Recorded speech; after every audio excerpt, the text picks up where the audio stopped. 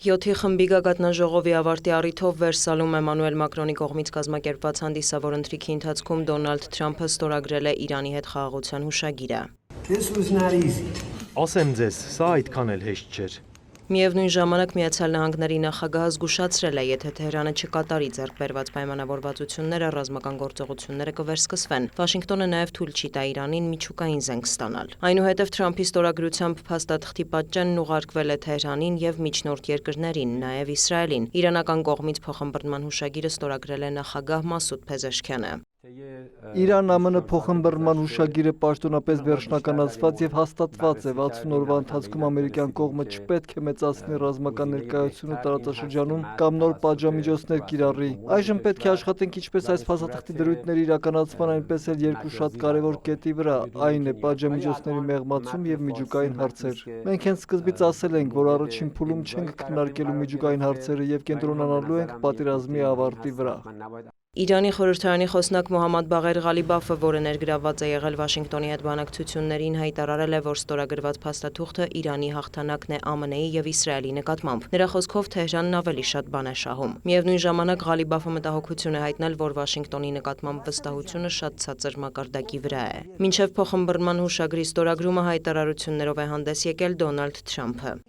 Որոշ բաներ հիշատակված չեն համաձայնագրում, սակայն դրանց վերաբերյալ բանավոր փոխըմբռնում ունենք։ Եթե Իրանը չհետևի դրանց, մենք կստիպենք նրանց։ Զարմանալի է, թե ինչ կարող են անել ռումբերը։ Ինչ վերաբերում է ամերիկյան պատժամիջոցներին, դրանք կարող են խանգարել Իրանի վերականգնմանը։ Եթե նրանք իրենց լավ պահեն, պատժամիջոցները կարող են չեղարկվել։ Նույնը վերաբերում է տարբեր երկրներում սառեցված իրանական ակտիվներին։ Թրամփը հավելել է, որ Հորմուզի նեղուցով նավագնացությունն արդեն զգալիորեն աճել է, էներգակիրների բնականոն հոսքը կվերականգնվի առաջիկա օրերին։ ԱՄՆ նախագահը չի բացառել, որ այս ֆոնին կրկին կխստացնի Ռուսաստանի էներգետիկ հատվածի նկատմամբ պատժամիջոցները։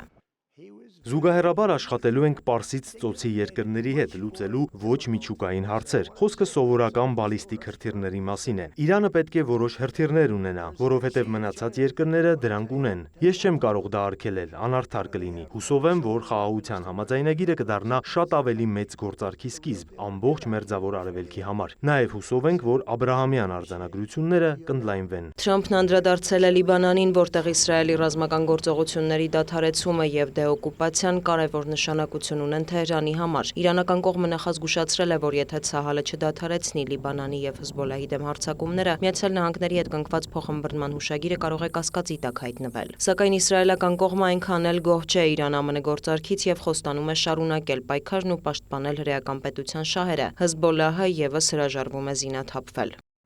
Լիբանանի հարցով դեռ մի փոքր պետք է աշխատենք, իրականում այն փազլի շատ փոքր մաս է, բայց դեռ մեծ աղմուկ է բարձրացնում։ Կարևորը Իրանի հետ գործարքն էր, այնտեղ է փողը, այնտեղ է իշխանությունը, բայց կա Հեզբոլլահը, որի հարցերը պետք է լուծվեն։ Մենք դա կանենք։ Ցավում եմ Լիբանանի համար։ Կարծում եմ Իսրայելը կարող է ավելի արդյունավետ գործել։ Պարտադիր չէ Բեյրութում շենքեր պայթեցնել։ Նեթանյահուն լավ մարդ է, բայց երբեմն շատ է ոգևորվում։ Մենք Լիբանանի հետ կապված փոքր վիճաբանություն ենք ունեցել։ Այսպիսով ինչ է ենթադրում Իրանի եւ ԱՄՆ-ի ստորագրած փաստաթուղթը, որը ստացել է Իսլամաբադի փոխըմբռնման հուշագիր անվանումը։ CNN-ը հրապարակել է դրա դրույթները եւ Լիբանանի մասին հիշատակվում է հենց առաջին կետում։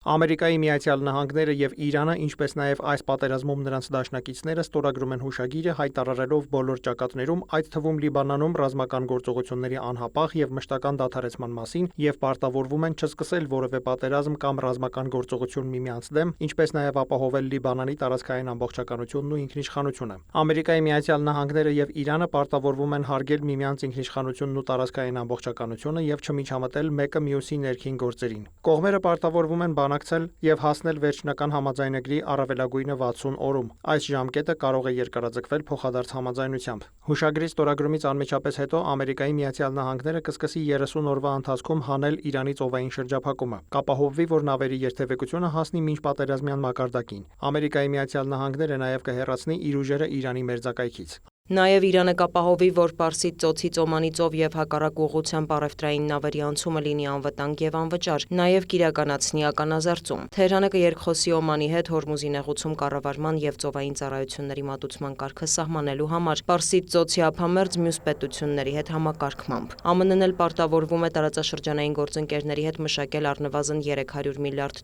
ծրագիր, որը կուղղվի Իրանի վերակառուցմանը եւ տնտեսական զարգացմանը։ Համապատասխան լիցենզիաները տրամադրելու է Վաշինգտոնը։